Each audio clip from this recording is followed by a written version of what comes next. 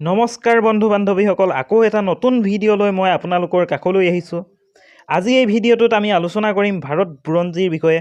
বন্ধু বান্ধৱীসকল, মই এই চেনেলটোত অসম চৰকাৰে অনুষ্ঠিত কৰা বিভিন্ন পৰীক্ষাসমূহৰ বাবে আপোনালোকৰ সহায়ক হোৱাকৈ বিভিন্ন প্ৰশ্নৰ উত্তৰসমূহ বিশ্লেষণ কৰোঁ।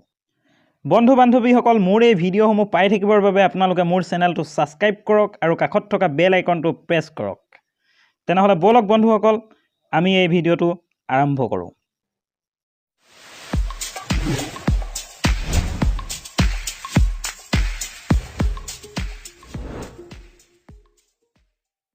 প্ৰথম প্ৰশ্নটো হৈছে ভাৰতৰ পুৰণি তেল শোধনাগাৰটো হৈছে, ইয়াৰ অপশ্যন আছে বাৰাউনী শোধনাগাৰ, নুনমাটি শোধনাগাৰ, ডিগবৈ শোধনাগাৰ, নুমলীগড় শোধনাগাৰ।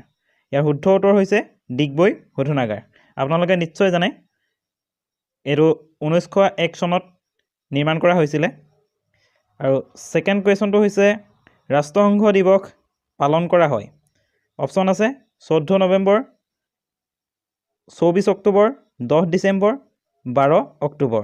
ইয়াৰ শুদ্ধ উত্তৰ হ'ব 24 অক্টোবৰ। 3 নম্বৰ কুৱেশ্যনটো হৈছে আহোমৰ ৰাজধানী ৰংপুৰ নগৰ নিৰ্মাণ কৰিছিল। অপশ্যন আছে ৰুদ্ৰসিংহ, গদাধৰ সিংহ, প্ৰতাপ সিংহ। ইয়াৰ শুদ্ধ উত্তৰ হৈছে ৰুদ্ৰসিংহ। 4 নম্বৰ কুৱেশ্যনটো হৈছে ফুলগুৰি ধাবাৰ কৃষক বিদ্ৰোহ কোন চনত হৈছিল। ইয়াৰ অপশ্যন আছে 1861, 1826, 1885। শুদ্ধ উত্তৰ হ'ব 1861। ভাৰতৰ নেপোলিয়ন বুলি কাক আখ্যা দিয়া হয়। ইয়াৰ অপশ্যন আছে সমুদ্ৰগুপ্ত প্ৰথম, সমুদ্ৰগুপ্ত, বিক্ৰমাদিত্য, কুমাৰ গুপ্ত। ইয়াৰ শুদ্ধ উত্তৰ হৈছে সমুদ্ৰগুপ্ত। 6 নম্বৰ কুৱেশ্যনটো আছে পানীপথৰ মছজিদ কোনে নিৰ্মাণ কৰাইছিল। ইয়াৰ অপশ্যন আছে হুমায়ুন, আকবৰ, বাবৰ, শ্বাহজাহান। উত্তৰ হৈছে বাবৰ।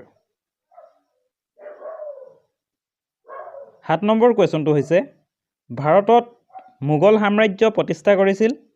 ইয়াৰ অপশ্যন আছে আকবৰ, শ্বাহজাহান, শ্বেৰশ্বাহ, বাবৰ। ইয়াৰ শুদ্ধ উত্তৰটো হৈছে বাবৰ। বাবৰে প্ৰথম ভাৰতত মোগল সাম্ৰাজ্যৰ প্ৰতিষ্ঠা কৰিছিলে। 8 নম্বৰ প্ৰশ্নটো হৈছে প্ৰথম ৰূপৰ মুদ্ৰা প্ৰচলন কৰা চুলতানজন হ'ল।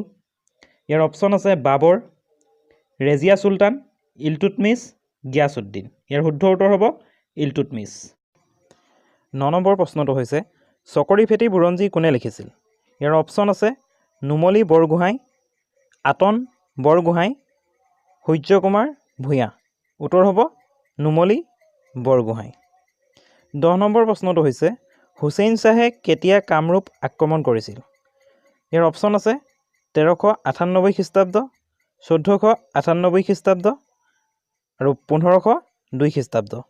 ইয়াৰ শুদ্ধ উত্তৰ হ'ব 1498 খ্ৰীষ্টাব্দ। বন্ধু বান্ধৱীসকল, আজিলৈ ভিডিঅ'টো ইমানেই আছিল। আপোনালোকৰ যদি ভিডিঅ'টো ভাল লাগিল তেনেহ'লে লাইক এটা কৰি দিব আৰু কিবা যদি জানিব লগা আছে তেনেহ'লে মোক কমেণ্ট কৰি আপোনালোকে সুধিব পাৰে। আৰু আগলৈও এনেধৰণৰ ভিডিঅ'সমূহ পাই থাকিবৰ বাবে আপোনালোকে মোৰ চেনেলটো ছাবস্ক্ৰাইব কৰিব। ধন্যবাদ।